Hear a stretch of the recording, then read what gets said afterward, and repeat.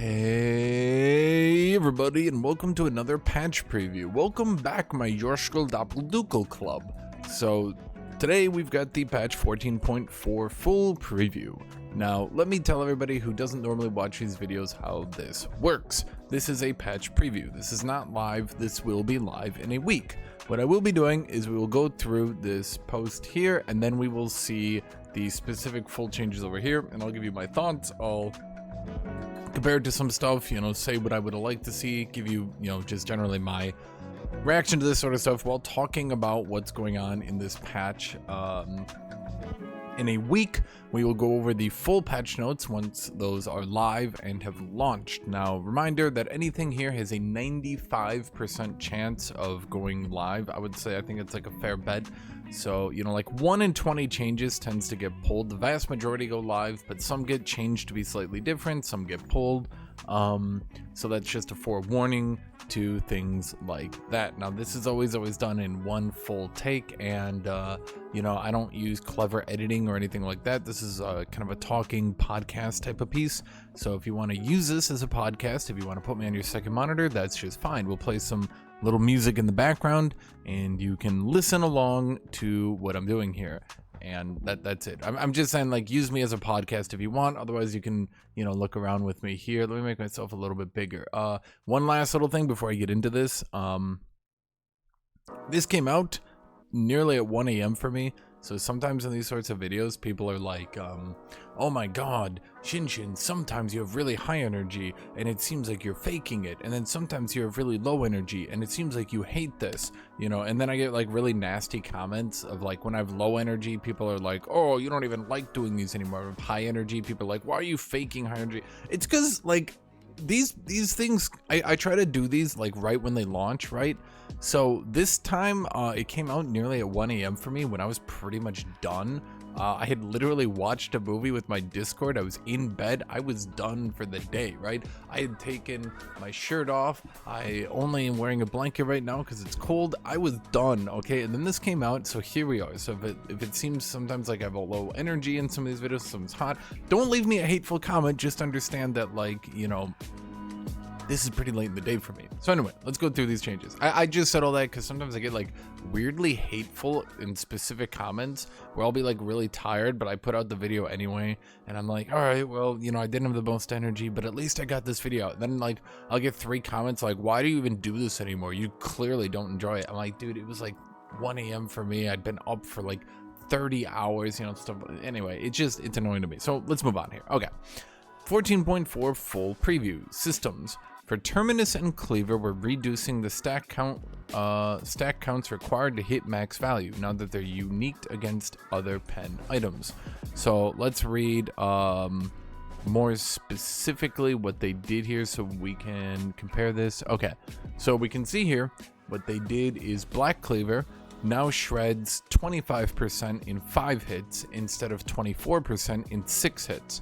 So you get slightly more pen at max and you reach that max faster. In addition to that, just so you guys understand, that means your first hit gives 5 pen instead of 4, your second hit gives 10 pen instead of 8, your third hit gives 15% instead of 12. So as you stack this item up, the effects that stack it up will actually deal slightly more damage. So for champions that can't stack it up as quickly, or even for champions that do damage as they stack it up quickly, this will cause the item to do a decent amount more damage. In addition to that, they're doing another change here, where instead of Kindle Gem and Longsword, it is now Warhammer and Ruby Crystal. So it should be Phage, Warhammer, and Ruby Crystal for Black Cleaver. That is a significantly better build path because the current build path for Black Cleaver is utter garbage, absolute trash, and basically the problem is, until you complete Black Cleaver, you basically don't have any items because the items that build into Black Cleaver are so bad. This kind of makes the item like a real, I'm going to call it risky purchase, because if you don't complete the item and you end up just kind of getting stuck on Phage and a Kindle Gem, like you basically just don't have items, right?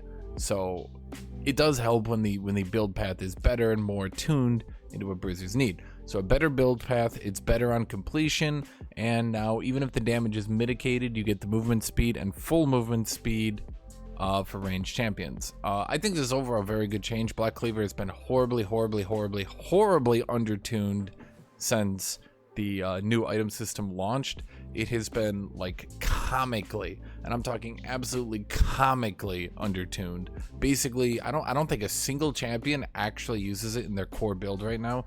Everyone has moved on to lethality, and that might be why Riot is finally like addressing this, because every single champion has moved on to lethality. Even the champions that build Bruiser just say screw it, opt to never go Black Cleaver, and then they just complete their item build with no armor pen and fall off a cliff and stop scaling.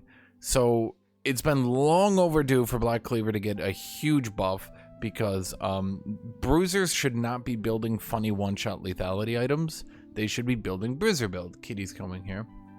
Okay. And so the Black Cleaver buffs, very overdue, very much needed to happen. Good buffs too. Will they be enough? I'm going to be honest, probably not. But, you know, at the very least, there might be 1 or 2 more Bruisers that can now opt into a Black Cleaver build. We might see Kled trying to do it. Aatrox is still probably locked into lethality hell, but we might see Garen, we might see Kled start doing Black Cleaver. Garen definitely benefits from this because of faster stacking. Black Cleaver. Kled definitely benefits from this too, because if it stacks faster and it gives more damage as you're stacking it, right, it's definitely going to give them a lot of benefits. Okay. As for Terminus, instead of capping the stacks at 5, it now caps at 3. So instead of 10 attacks to stack, you need 6. This is actually a pretty utterly insane buff to Terminus to on-hit builds. I'm going to be blunt, I don't really know that this needed to happen. I don't think on-hit AD carries were particularly suffering, and one thing I did notice that was funny is they're nerfing some on-hit AD carries anyway. So they're like, wow, on-hit AD carries are so broken, we need to nerf Varus, we need to nerf Callista, but then they turn around and they're like, but we should buff Terminus. So I don't really understand here what, yeah, okay. Fountain regen has been tuned pretty conservatively over the years, and we see an opportunity to reduce downtime in base by a little bit. We'll keep an eye out for tempo-based push and roam strategies, but think we have some room to innovate here. Okay, system buffs. Fountain regeneration. Max health regen in the fountain is going up. So this means early game, if you are pushed out of the fountain, you heal faster. Mid game, if you want to heal, you heal faster. Overall, this is probably a good thing for the game. Particularly bad because if you're ever actually pushed out of lane, or if you ever find yourself in a position where you had to back 2 or 3 times, you might as well have just like gone AFK, because that was the end of that. While this won't like fundamentally save the game, it does mean that there's less downtime sitting in fountain, which is a good thing. League of Legends as a game has tons of downtime that people probably don't even notice. Only like 10% of the game is actually spent playing the game, and the other 90% is spent like respawning, walking to stuff. You know, you call it macro, and that's fine. Macro has a place, but like League of Legends is a lot of downtime. Okay. Lethal tempo has been too heavily skewed towards early game power for melees for a bit too long. Really? You think so? I wonder if any extremely handsome man with a very cute cat continuously said that. Could I have done that, Kitty? Was that me? Did I say that? Oh, I think it was me, Kitty. We're looking to reduce this power and then tune around for the affected champions. Wow, that's crazy. You're doing the exact thing that you should have been doing. Sorry, I have my headset on all day, and sometimes when I remove my headset, like my head like actually aches. Yeah. We're looking to reduce this power and then tune it around for the affected champions. Yes, right. That's a very good thing. You should 100% do that. This thing right here that you're talking about doing, yes, 100%. Reduce it's like it's insane to me. Yes, you'll have to buff Yone. Yes, you'll have to buff Yasuo. Yes, you'll have to buff Jax. But it's utterly insane that these champions have been completely balanced around having the most giganormous level 1 spike you've ever seen in your life. It's insane to me that after like 10 years, we've nerfed Trundle's early game, because now, oh my god, with lethal tempo, his early game is too good. Like, yeah, you give any champion 1600 gold at level 1 just for walking into the lane, they're gonna dominate. We've even seen champions like Kale use it to be a level 1 lane bully, which I don't think was really intended. This has been a long time coming, yes, and honestly we should have done this a bit earlier. Sad face, yes. I can only suspect that someone at Riot finally pushed for this to happen and was like, guys, like, we need to do this. We can't just keep weirdly balancing the game on attack speed melee, having 1600 gold at level 1. We can't just keep doing that. And it seems maybe it was Froxon, whoever it was, give me like a wink, you know, like wink and point at whoever finally pushed you guys to do this. But oh my god, yes, this has needed to happen for over a year now. Yasuo and Yone are not supposed to be running up level 1 and stat checking you to death, then turning into late game hyper bullies. That's not supposed to be how the game goes. So what are they doing with lethal tempo? Melee attack per stack is going from 9 to 13.5 to 5 to 16%, significantly less, almost half as much in the early game, a little bit more in the late game. Shockingly, yes, this will balance the rune significantly more because it will actually, like, you won't be able to just run up level 1 and stat check everyone to death. Wow, shocking. Okay. As mentioned yesterday, looking at some nerfs to 1-item spikes for support items, making them a bit more consistent over game time, but also moving stack charges a bit earlier to improve lane gameplay. Range has been overperforming here and we're looking to bring them down, especially Bloodsong. Okay, basically for support items, the charge rate, instead of getting a charge every 18 seconds, it'll be every 20. Instead of the first charge happening at 208, it'll happen at 150. In addition to that, it looks like a lot of these effects like Solstice Slays from 120 health to 7% more max HP, or Solstice Slay health, okay. Movement speed, blah blah blah blah blah blah blah blah blah. Basically, it seems that a lot of these support items are being nerfed in the early game, buffed late game, and in particular, the stacks are coming in more into the early game and then scaling less, so that melee champions can use the execute a bit more to try to keep lane position and not lose level 2 priority. Okay. We pulled back on melee Runons for this patch. They're going to make Runon's Hurricane melee viable. It wasn't going to be good at all, and I'm not really sure why they were doing it, because they were going to make it so you could build Runon's Hurricane on melee, but it would only shoot the bolts like as far as your auto attack range. So it was practically useless. It made no sense. I'm not really sure what they're even trying to do here. Cosante. He's absorbing a lot of our focus right now and is overperforming. We're looking to add more counterplay to all out, removing slows and increasing cooldowns, reducing dash speed, to partially compensate with some base stat changes. Okay, I'm gonna be honest. I know I keep saying this. The problem with Cosante right now is when you did all these changes to the champion, you took Cosante and you did all these changes, and he is now a champion who scales into the late game, so you have to go aggressive on him, but then he hyper punishes you for trying to go aggressive on him. Every time you go aggressive on Cosante, there's a chance that he actually hits his full kit, and he does the knockback into the knockback into the knockback, and you end up stunned under his turret and you die. But you have to continuously go aggro on him because he outscales you so hard. Do you understand the problem here? It's actually like Cosante went from being like a decently fun champion to actually just being really unfun to deal with these days. And I wish Riot would actually admit that, you know, maybe this wasn't the best change. At any rate, his health early game is going up by 55. Ooh-wee. Okay.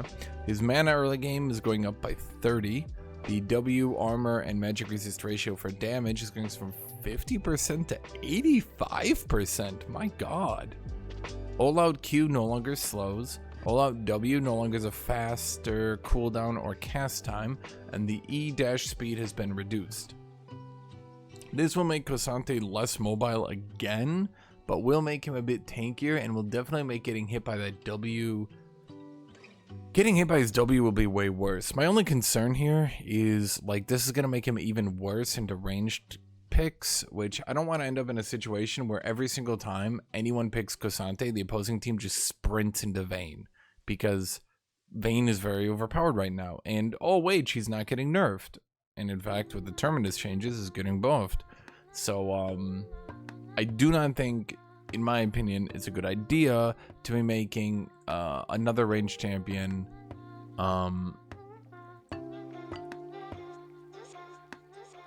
you know, I don't want to see another champion who gets counterpicked by range like Darius every single time he's picked, and then you have a miserable laning phase and they have a miserable laning phase, and you just get poked all lane, but you have high health regen, and you go second wind, you go Doran's shield, and then they just are annoyed because if they mess up, you one-shot them. It's just a whole thing. Anyway, Smolder. A few quality life changes here with Q and R changes. We're also nerfing rank 1 of W while still supporting early points in W if Smolder chooses. We're continuing to monitor the Sojin AP build and are putting more power relatively into the explosion outputs rather than naked W hits for this build. This is a horrible decision here. Where's Smolder? Okay. I don't think Smolder should just get a straight buff. I don't really think he should get a straight buff. Now his W is being buffed. Oh boy, let me look this up. His W, if I believe it's his snot bubble, right? Okay, yes, his snot bubble is having its cooldown change. Instead of 13 to 11, it'll be 14 to 10. Better late game, worse early game. I don't really think Smolder needs to be worse early game. I think it's quite frustrating, in all honesty, for a lot of people that play with him, that he's bad early game. W base damage instead of 70 to 150. Oh boy, so basically a bunch of changes. If I read through all these, you guys will have absolutely no idea. Basically what they're looking to do is nerf Smolder early game and buff him late game, which is a change. That is a change. I just don't think that's a good change. So, you know, we'll see what happens, but I really don't think that is particularly a good change. Okay. Rek'Sai. Intention here is to move Rek'Sai into more of a fighter and less of a one-shot assassin. Top laner's eaten good. Well, I mean, I'm gonna be honest, every time Rek'Sai's been viable top lane, she's absolutely been miserable. But hey man, top laner's eating good. We're cautiously returning Rek'Sai's AoE knockup and monitoring how that goes. Ooh. So Rek'Sai's knockup used to be AoE, which meant that a lot of teams would take Rek'Sai and then they would just flash knockup, which meant that a lot of teams were just prioritizing Rek'Sai because, you know, her flash knockup is an instant cast, right? If it even had a slight amount of cast time on the knockup, that'd be one thing, but it was a dead instant cast, right? Right, as a suggestion, what you might want to consider, maybe make the knockup AoE, but make it so that like it's instant on the single target, and then it AoEs a knockup around you for everyone else after like 0.75 seconds or something like that, right? So that like a team as a whole can react, but one person still gets the instant knockup, because that would basically it would allow a team to like walk away from her, which still gives Rek'Sai's team the opportunity to use that time to walk in, right? Because they have to walk out of the knockup, the opposing team, but it would mean that you can't just like flash 3-man knockup, hard engage, right? This also involves moving some damage types into magic to reduce the potency of lethal on her a bit. Okay, so we are eating good. Okay, so what do we got here? Passive. Okay, so they're not giving the final numbers. I could go to the PBE and data mine the PBE numbers, but considering Riot's giving all the numbers for this and not for Rek'Sai, it does look like these aren't the final numbers and they're still fine-tuning them a lot. Because Riot has actually put out the numbers here, I'm not going to use the PBE numbers. I know other people will probably do that. They'll just use the data mine numbers and be like, this is what they're doing next patch. But I'm not going to do that because I can see, like, so long as Riot is like throwing us a bone by giving us what they feel is comfortable with the numbers, I'm going to throw them a bone and not look at the data mine numbers, then get mad when I don't like the data mine numbers, right? Because if they don't feel comfortable telling us those numbers, then they don't feel confident that those numbers are balanced, right? So anyway, passive healing. I can tell you by looking at the PB, her passive healing is significantly increased. Tunnel dash speed is increased, and tunnel cooldown is decreased. They say tunnel cooldown buff, that means its cooldown is decreased. W knockup, it goes to AoE. Her overall damage is going down, and then a lot of, so basically her damage is down, her healing is way up, her knockup is buffed, and her tunneling is buffed. Then some of her damage is going to magical, so it scales better and isn't as reliant on stacking armor pen. In other words, Bruiser Rek'Sai building, you know, things like Spear Sojin and Black Cleaver and, you know, that sort of stuff, they'll have more HP. You know, the healing potentially they were looking at increasing the healing to like 20% of her health instead of 10% of her health on her passive. So especially like on some Sundered Sky builds, we might be seeing a Rek'Sai that, you know, heals pretty good while doing some decent magic damage still. So we'll see what's going on with Rek'Sai when they give us the final numbers. It does look interesting because I think assassins are really goddamn boring, whereas bruisers are significantly more interesting. After the micro patch, ASOL is still a bit strong. I actually saved, I shit you not, because Reddit has the worst. Okay, I think Reddit and Twitter have terrible takes, but like the difference is Twitter, you get flamed for bad takes pretty frequently, but oh my god, dude, oh my god, on Reddit, people have terrible takes. But on Reddit, their takes, let me show you this. Let's boycott Aurelion. This is upvoted on the Aurelion Soul Mains subreddit. First of all, thanks Riot 5 hours for fun with our favorite champion before killing him. ASOL is now literally unplayable. Anyway, ASOL is apparently still overpowered and needed to be nerfed. We're giving him a light nerf to bring him more in line. We're still interested in seeing how ASOL players prefer the incentives for proactivity in lane. ASOL, Q magic damage per 1 second. So on each proc, on each like boom, you know, burst of Q, damage is going down by 5 flat and 5% AP. Bard, last patch we mentioned Bard was overperforming with Bloodsong plus tank builds and killing people on 1 item. Yeah, that is true. He has been doing that. It is a bit of a thing, isn't it, Kitty? Have you been playing Bard, Kitty? Kitty, you only play Yumi? Kitty, Yumi's not even good. Kitty, shouldn't be playing Yumi. She's so smug. We're looking to improve incentives for Bard to build AP. Why? Okay, whatever.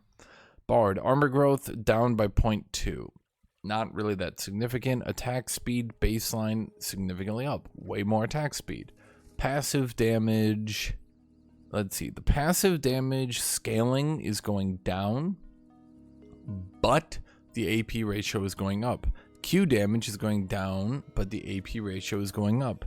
So it looks like Bard will be doing less damage. Tank Bard will still likely be the best build, but maybe AP Bard will be a thing. I don't know. Probably not.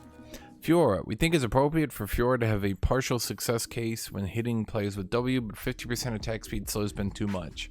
It's not a partial success. Hitting an enemy with W at all right now for Fiora hard wins the trade. Walk into Darius.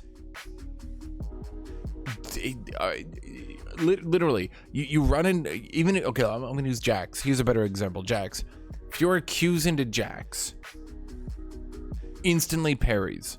Jax gets hit by the parry, then counter strikes. But wait, because he took a shitload of damage, and because his attack speed is so debuffed, Fiora actually ends up winning the trade, because now she can kite out the counter strike, so Jax needs to Q in just to land the counter strike. Now Jax has no Q, and he has no counter strike, but oh wait, Fiora still has her passive spam, and healing from the passive, and she has her E, and she has her low cooldown Q, and percent health true damage, and oh wait, now she pops ult and he's dead.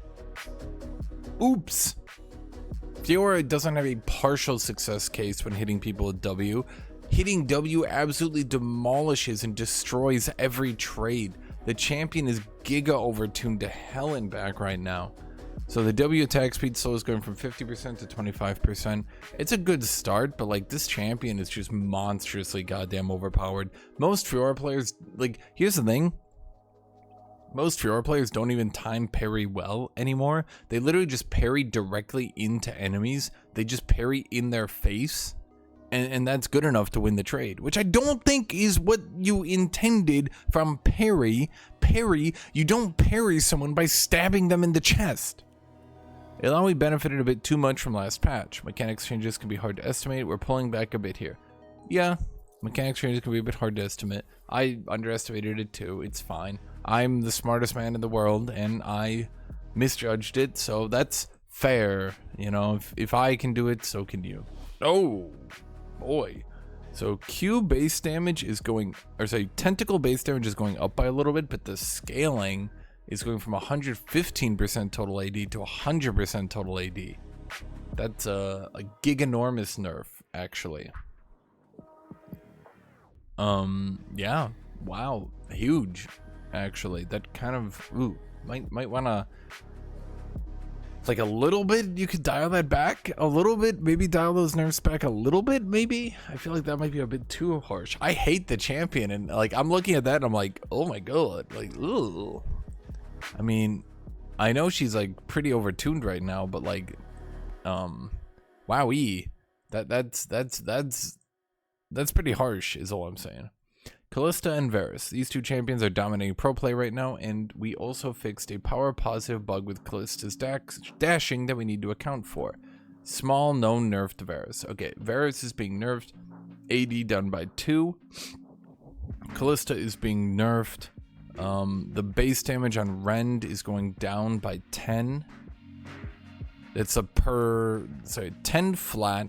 The per stack is unchanged. Oh.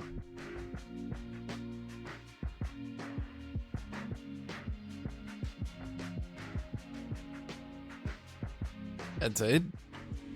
I'm gonna be dead honest. Boots' speed now properly affecting passive dash distance. This buff outdoes this nerf. So if she's dominating pro play and you would need to nerf her, then this is gonna overall be a net buff, I think. Okay. Ahri is still recovering from losing Everfrost. We're giving her some of the HP she lost from this to make aggressive plays in the mid game and reward some of her more rewarding moments. Double Q. This is also intended to slightly improve her ability to wave clear and roam. Okay. Ahri, health growth from 96 to 104. That's pretty big. QAP ratio from 45% to 50%. I do remind you, Riot, half that AP ratio is in true damage.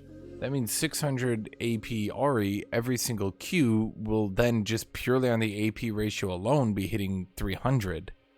So let's just keep it in mind here, Riot. That's a lot of true damage. You know, I'm just saying, true damage ain't the most fun to deal with, especially when mages already so many magic pen.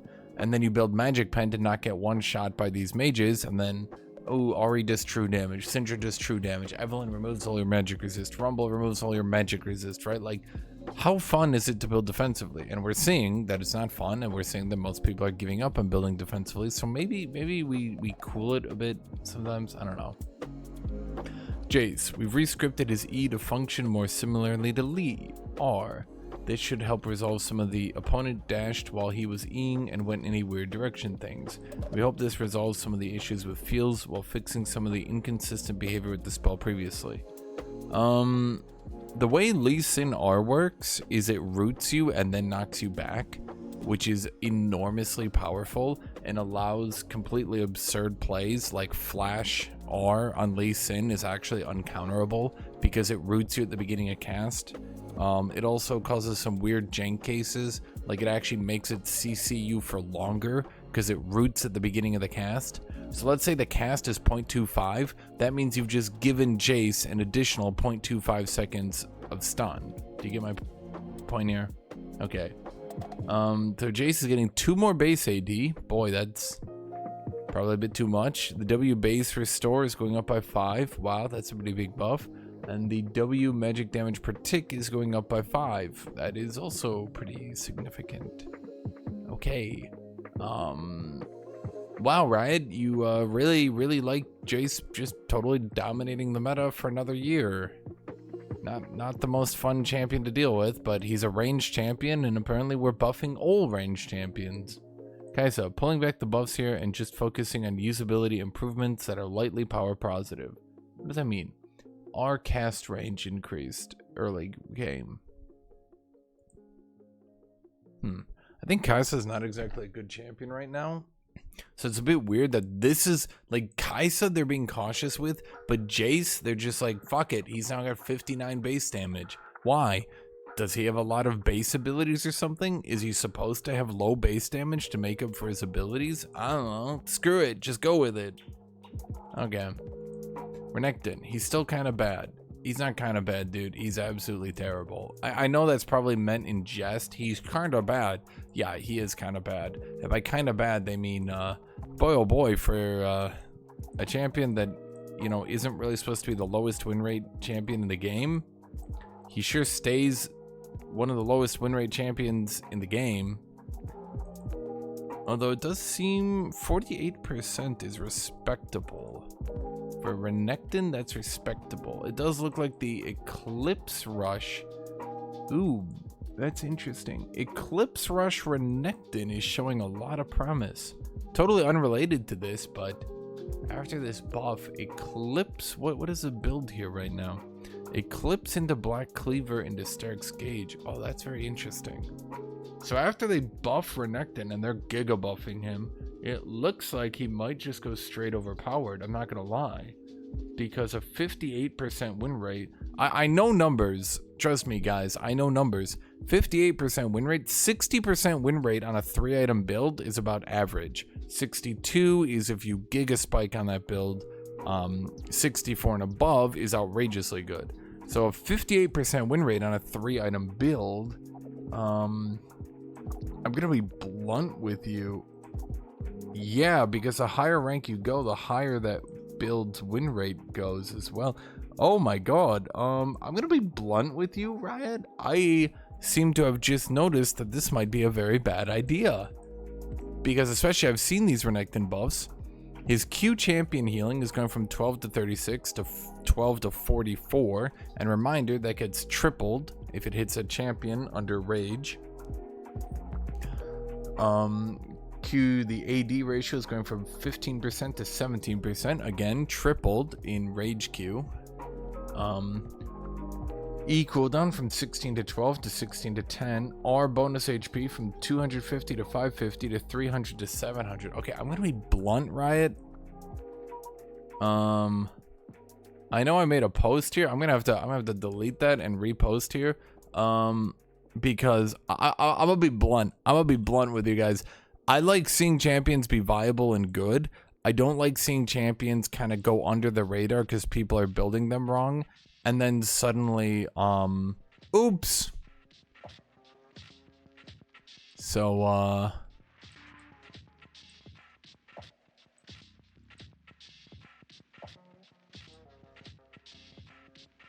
yeah, oh my god. I'm literally just looking at it for consistency.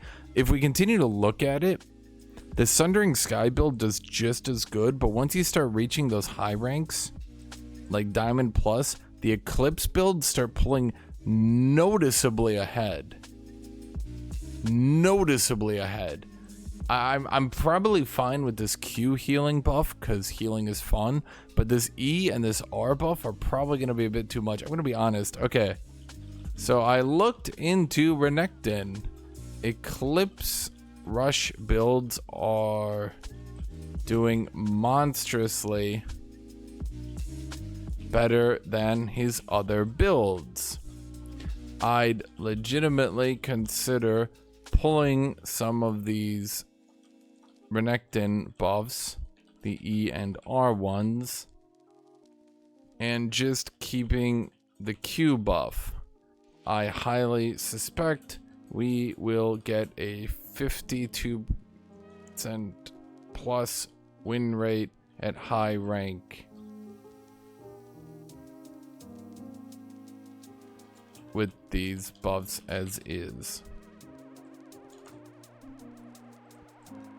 I'm sure you guys have better stat tracking and can confirm this.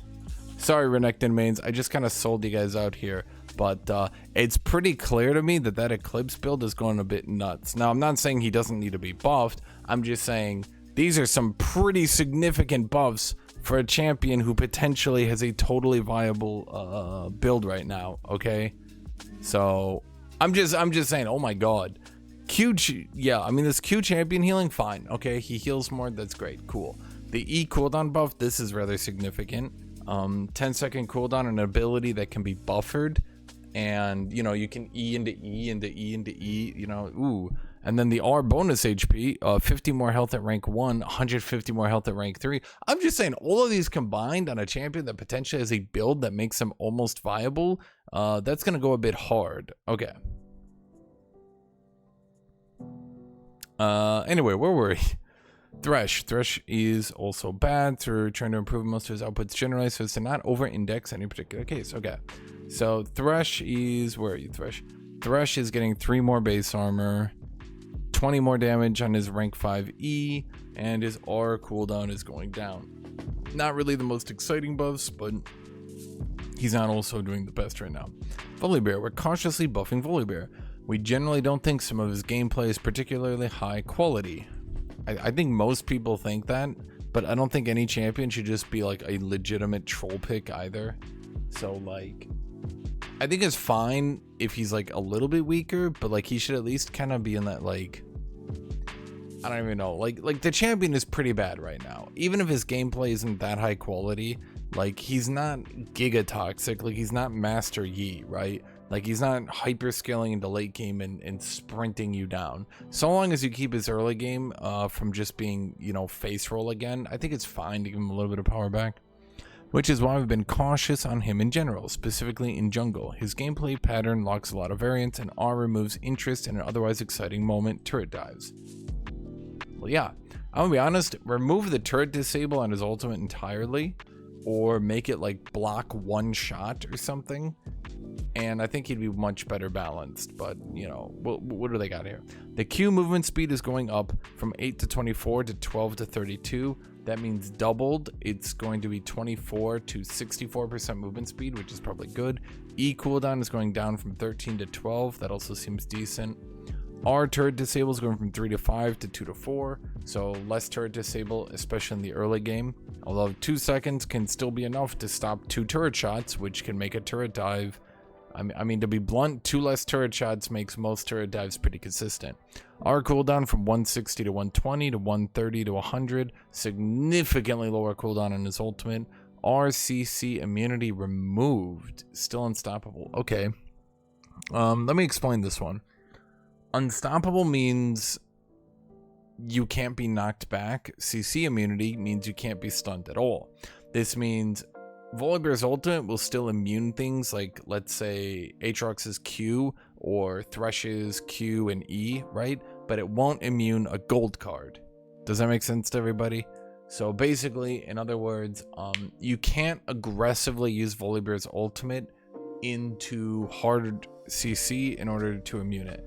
But you are still immune to, you are still unstoppable, which should ironically still immune Mordekaiser ultimate, Mordekaiser E, Darius E, you know, that sort of stuff. Overall, probably good changes.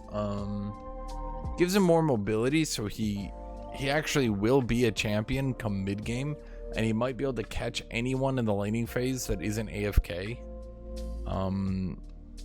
Turret disable is still, especially with the reduced cooldown. Like, the problem is, if he can ult more often, 2 turret blocks is probably enough to get a kill. So, I'm just saying. Anyway. Okay. And then, okay, that's it. So let's look at the rest of these changes. Okay. So, Lulu, her Q double hit damage is going from 25% to 50%. So if she double hits you with Q, it's a 50% damage boost, which is interesting. Her E damage is going from 80 to 240 to 80 to 260. Her E shield is going from 75 to 235 to 80 to 260. So more damage on her E if she damages someone, more shielding on her E if she shields someone. You should shield people. And then her Q, if you double hit it, it does more damage. Cool. Soraka passive movement speed up, which is probably a bad idea. I'm gonna be honest, it is really annoying to fight Soraka if she's ever near a low health ally, because she can speed boost and literally outrun you indefinitely, and it's really dumb. And I don't think the ambulance should be that quick. Her Q heal is going from 50 to 110 to 60 to 120, 10 more healing. Then her R cooldown is going down by 10 as well. So more ultimate, slightly more Q healing, and significantly more passive movement speed. Okay, what else on the nerfs here? Maokai. Why didn't they list Maokai? He's one of the most broken champions. Maokai. Base armor down by 4. Base Q damage down by 5. R root duration down a little bit as well. The insta R root is down, and the long range R root is pretty down as well. Urgot Hull Breaker should hopefully be bug fixed, so it gets properly reduced most of the time. Then Zyra is getting her plant damage adjusted. The base damage is going down by 4. Okay. Is there anything else happening here? Oh, we've got some other changes here. Every single mage mana item is getting 5 ability haste, which is probably not a good idea. Seraph's Embrace was outrageously popular. Giving it 5 more ability haste is really weird.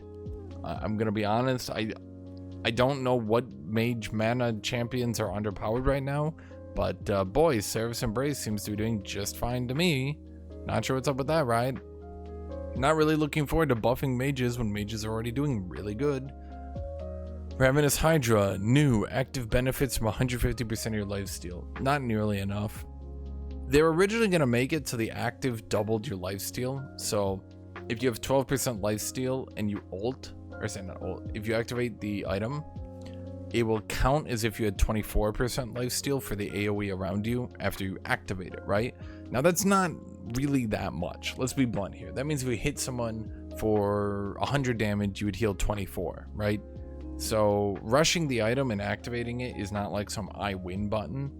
Certainly only having 150% of your life still isn't that much either. This item is, I'm not saying it's the most useless item ever, but it's certainly not strong. Particularly with Stridebreaker now competing with it.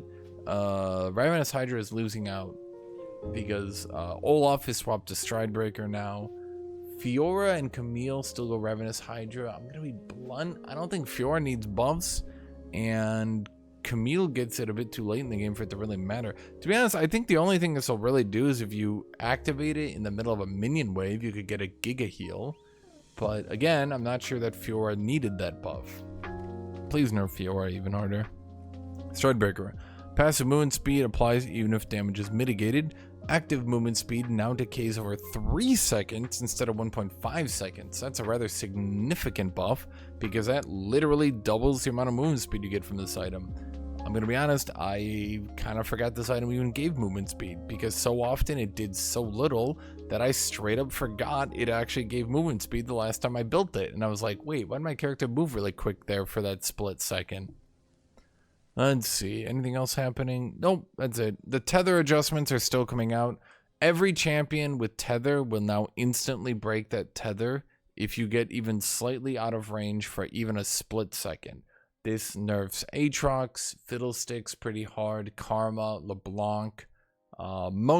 Pretty much every champion with tether is getting nerfed. From what I've seen on the PvE, they will adjust Fiddlesticks to have slightly longer range, but it's just a hard nerf for Aatrox, for Kled, for Karma, for LeBlanc. All those other champions do not seem to be getting adjusted at all. So that is patch 14.4 full preview. Come back in a week and we will talk about the next patch. So thank you all for watching. Thank you all for being here. If you enjoy videos like this and we have to do my sales pitch, make sure to subscribe to my Patreon. Benefits of subscribing to my Patreon: I can pay my rent. Do you like me paying my rent? Then you should subscribe to my Patreon now. Thank you all for being here, everybody. Thank you. Have a great rest of your day.